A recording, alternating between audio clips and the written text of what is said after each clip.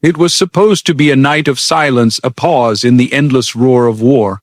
After weeks of intense bombardment, Gaza had finally entered a ceasefire. Families stepped out of the rubble, searching for food, for missing relatives, for a sense of peace. Children played in the streets again, their laughter timid but alive. For the first time in weeks, the sky above was clear of drones, and people dared to hope that the nightmare was ending. But before the dawn could rise, everything changed again. Without warning, Israeli warplanes returned. The thunder of explosions shattered the fragile calm. Missiles tore through residential neighborhoods that had just begun to breathe. The ceasefire promised and celebrated was violated, and in its wake came tragedy beyond words. The first strike hit a refugee camp in the north of Gaza. Witnesses said the explosion lit up the night like a sunrise of fire. Houses collapsed instantly. Mothers screamed the names of their children as dust filled the air. Ambulances rushed in from nearby hospitals, sirens echoing through narrow streets already crowded with survivors. Within minutes, the number of casualties began to rise. By morning, at least 104 people were confirmed dead, most of them civilians, many of them children.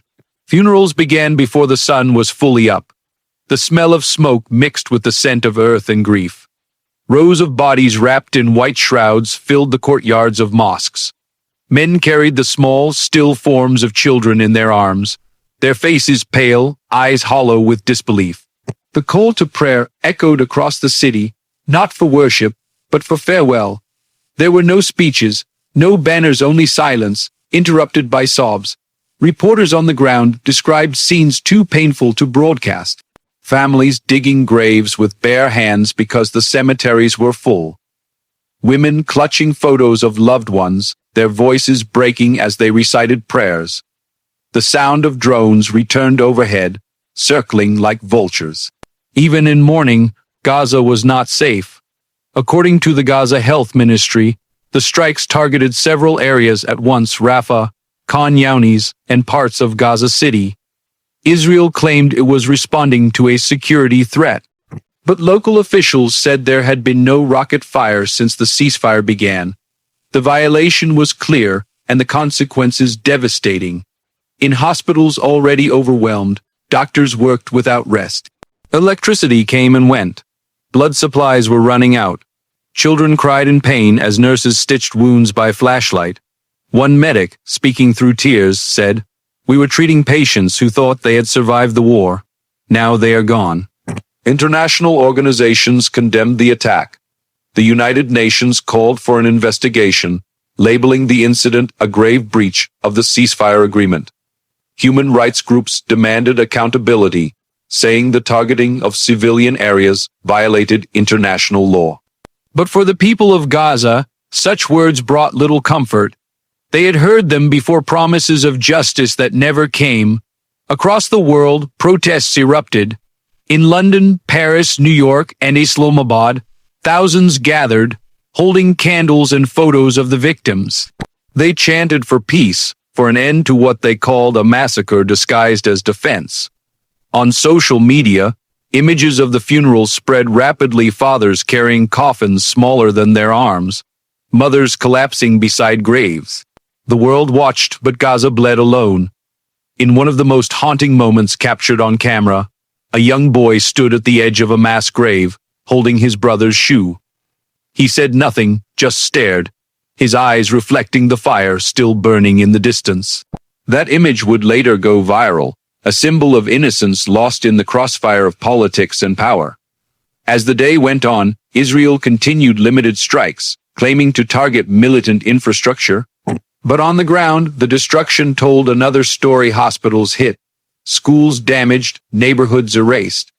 The ceasefire was no more than an illusion, broken as easily as the walls that once sheltered families.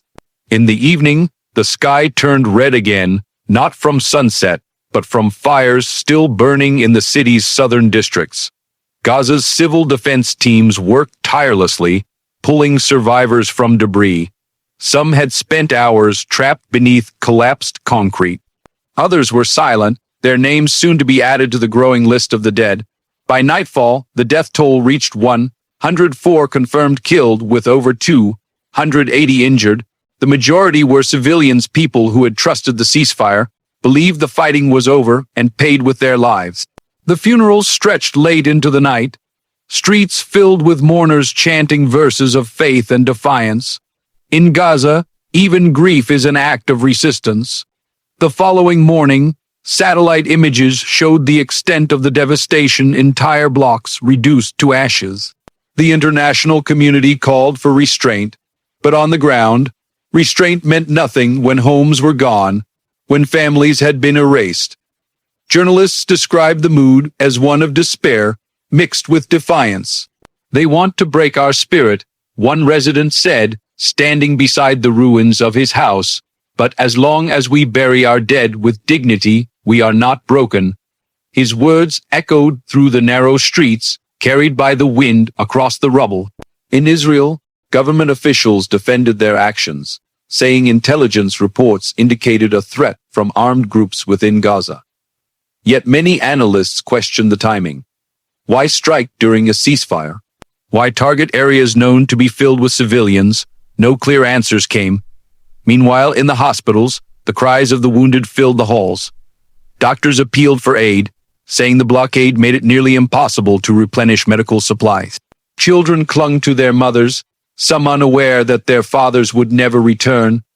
The silence of the dead hung heavy in the air, broken only by the hum of generators and the distant echo of explosions. By evening, Gaza's mosques broadcast collective prayers for the martyrs. The city, dark and scarred, shimmered with candlelight from thousands of homes mourning their loved ones. From rooftops, people looked toward the horizon where flashes of light still flickered. The ceasefire had been a promise, but in Gaza, promises are as fragile as the buildings that crumble beneath them. As midnight approached again, the people of Gaza braced themselves. Some stayed awake, fearing another strike.